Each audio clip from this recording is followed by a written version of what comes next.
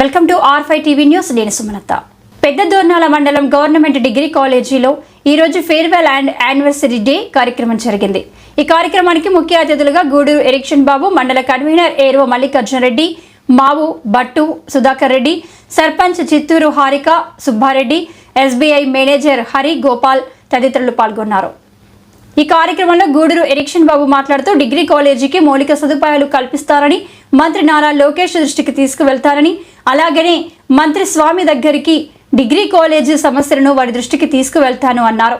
Degree కాలేజీకి hostel సదుపాయం లేడీస్కి అయితే నేను కల్పిస్తానని భట్టు రమణారెడ్డి ఈ దినమున మాట్లాడడం జరిగింది. పిల్లలంతా సందడి చేశారు. సైట్ అలాట్మెంట్ జీవో త్వరలో రాబోతుందని చెప్పేసి మీ అందరికీ నేను తెలియజేసుకుంటా ఉన్నా.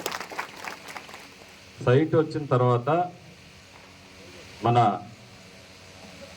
యువ నాయకులు నారా లోకేష్ గారి దృష్టికి ఆల్రెడీ నేను తీసుకొని పోవటం జరిగింది. మంత్రివారి దృష్టికి డిగ్రీ కళాశాలే కాదు, ఈ నియోజకవర్గంలో ఉన్నటువంటి జూనియర్ కళాశాల.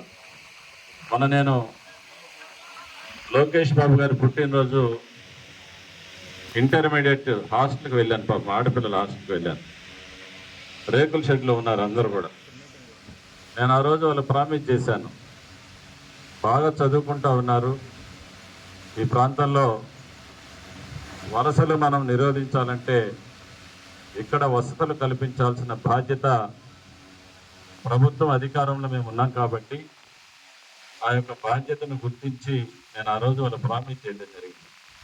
డెఫినెట్గా మీకు ప్రభుత్వం తరఫున పక్కా హాస్టల్ భవన నిర్మాణానికి కృషి చేస్తానని లోకేష్ బాబు గారి యొక్క జన్మదినం రోజు నేను మాటిచ్చాను.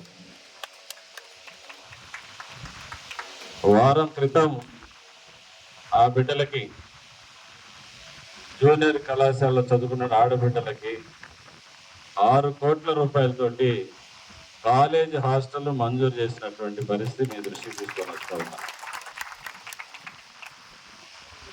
అదేవిధంగా ఎర్రగొండపాలెంలో డిగ్రీ కాలేజ్ అసంపూర్తిగా ఉంది. తెలుగుదేశం పార్టీ 2014 నుంచి 19 వరకు అధికారంలో ఉన్నప్పుడు గౌరవ ముఖ్యమంత్రి వర్యులు ఆ రోజు దానిని ప్రారంభించి 5 సంవత్సరాల్లో అసంపూర్తిగా ఉన్నటువంటి పరిస్థితి. గత ప్రభుత్వంలో 5 సంవత్సరాలు కనీసం ఒక ఇటుక పెట్ట కూడా పెట్టినటువంటి పరిస్థితి లేదు. నేను వెళ్ళి విజిట్ చేశాను. విజిట్ చేసి వాళ్ళకి ఆ రోజు ప్రిన్సిపాల్ గారికి మాట ఇచ్చాను. నిన్నగాక మొన్ననే 2,63,00,000 రూపాయలు అసంపూర్తిగా ఉన్నటువంటి డిగ్రీ కళాశాల నిర్మాణానికి డబ్బులు మంజూరు చేయించడం జరిగింది. హాస్టల్స్ విజిట్ చేశాను. ఎక్కువగా ఈ ప్రాంతంలో వలసలు ఉంటాయి కాబట్టి తల్లిదండ్రులు కూలి పనుల నిమిత్తం ఇతర రాష్ట్రాలకు, జిల్లాలకు వెళ్ళేటప్పుడు పాపం చదువుకున్నటువంటి బిడ్డలను కూడా వాళ్ళతోటి తీసుకొని పోవటం, డ్రాప్అవుట్స్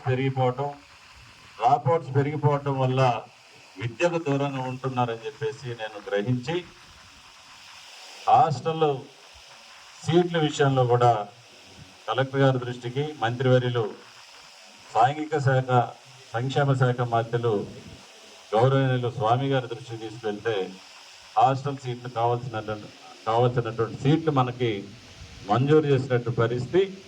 దగ్గర ఈ నియోజకవర్గంలో 83 లక్షలతోటి